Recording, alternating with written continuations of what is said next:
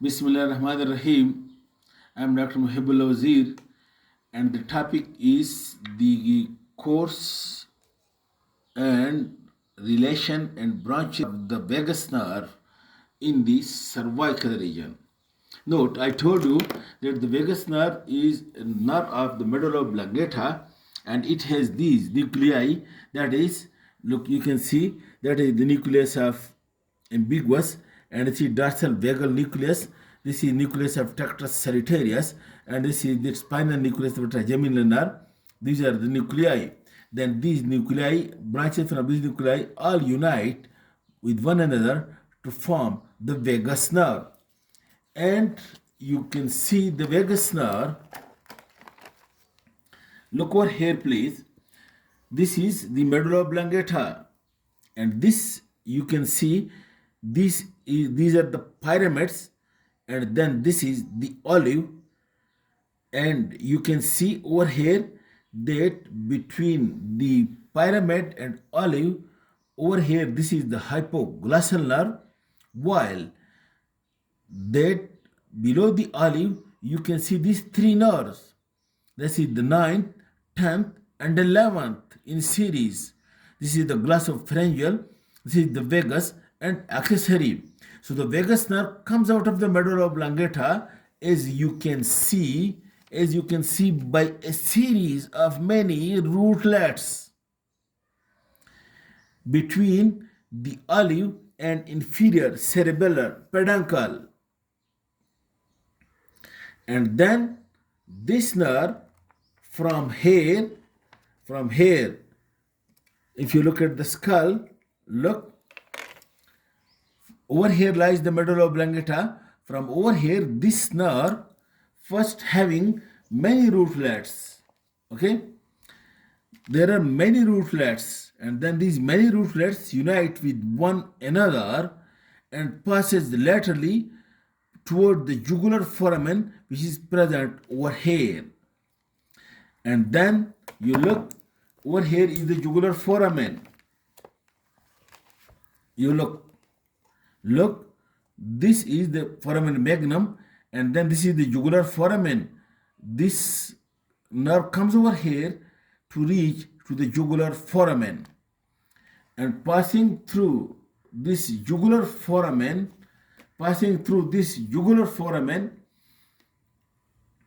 along, note the point, along with 9 cranial nerve, the cranial nerve and 11 cranial nerve and internal jugular vein, all these structures passes through this jugular foramen to come out.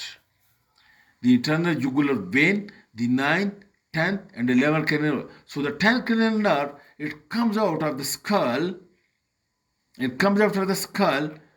Through the middle compartment of the jugular foramen to reach to the base of the skull over here. Okay, and now note that over here, lying in the jugular foramen,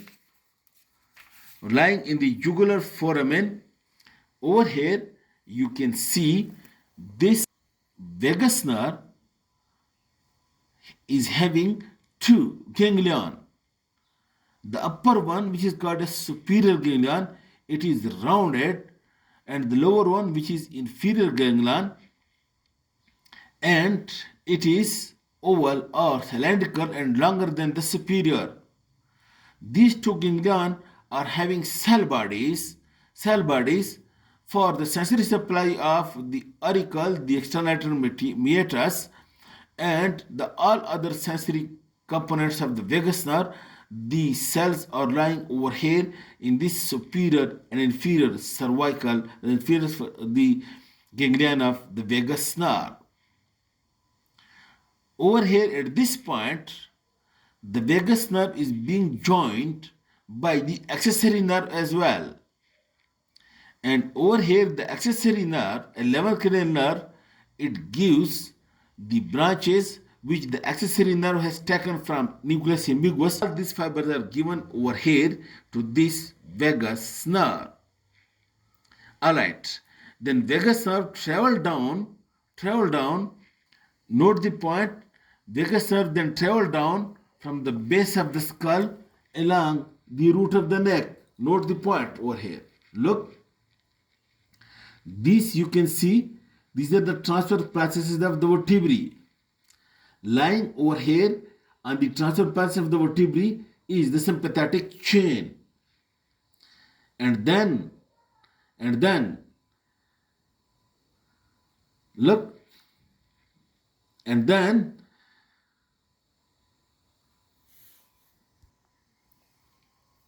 now note, this is the vertebral column.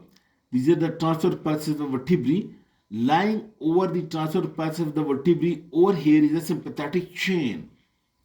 Anterior to the sympathetic chain lies three structures.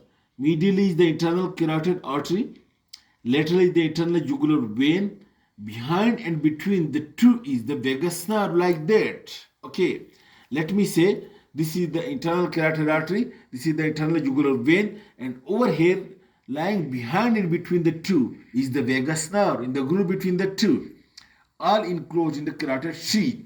So the anatomy over here is the carotid sheath containing the internal carotid artery medially, the internal jugular vein laterally, and the vagus nerve between the two, and posterior to that lies the sympathetic chain.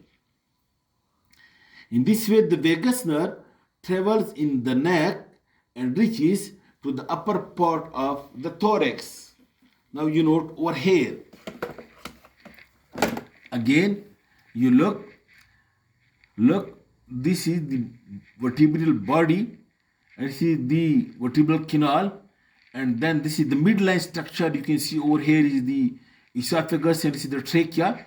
Lateral to that, you can see this is the internal carotid artery, this is the internal jugular vein, and note this point, this yellow in the groove between the two and posterior, this is the vagus nerve. While lateral to that, over here, this is the phrenic nerve.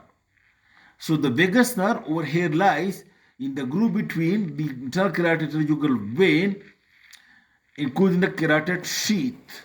Now, while reaching to the upper part of the thorax, note the point, the vagus nerve now want to enter into the thorax. In the right side, look, this is the internal carotid artery, and you can see, look, this is the right subclavian artery. This vagus nerve, it crosses anterior to this is right subclavian artery, and over here the vagus nerve crosses, look like this, anterior to the right subclavian artery. But as soon as it crosses from over here, it gives the right carotid nerve, which is sent upward back again. Look, it crosses anterior to the right subclavian artery, and over here it gives the right carotid nerve, which ascends upward again in the groove between the trachea and esophagus towards the larynx. While on the left side, look, the vagus nerve, it passes between the right common carotid and right jugular vein, and then look over here, this vagus nerve, now it crosses this arch of aorta, and it is over here, you can see on the left side that the carotid nerve is given more lower down, while the vagus nerve is crossing the arch of aorta, and then the left carotid nerve, it turns around from behind the arch of aorta and this ligamentum arteriosum, and then ascends upward again, and superiorly the course is the same. This is the course of the vagus and cervical region. In the thorax region, we will do it separately. Now,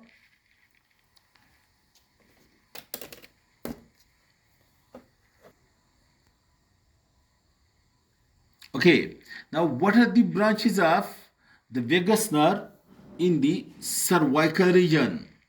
Okay, as soon as the vagus nerve come out from over here from the jugular fold, it gives one small branch which is called as meningeal branch, and this meningeal branch originates from the superior cervical ganglion and it ascends upward back into the skull, and it supplies the dura mater of the posterior cranial fossa. These are actually the C1 and C2 fibers which the vagus nerve has got over here.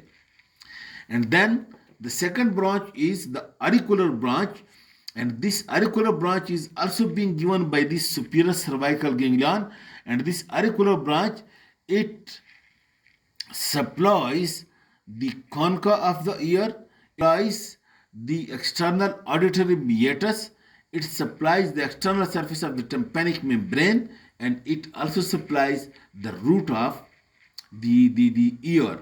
In this way, the superior ganglion consists of the sensory cell bodies for the auricular branch and for the meningeal branch.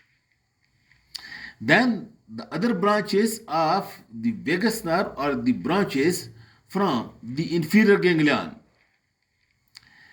Inferior ganglion, one branch that is being given, look over here, look, this is the vagus nerve, this is the superior ganglion, this is the inferior ganglion, and then one branch, look over here, that is given, this is pharyngeal branch, it passes between the two, that is, this is external and internal carotid arteries, it passes between these two carotid arteries to reach to the pharynx and take part in the pharyngeal plexus, and it supplies the muscles of the pharynx and that of the soft palate except the tensor villi palatini of the soft palate. Otherwise, all the muscles of the soft palate and muscle of the pharynx are being supplied this pharyngeal branch.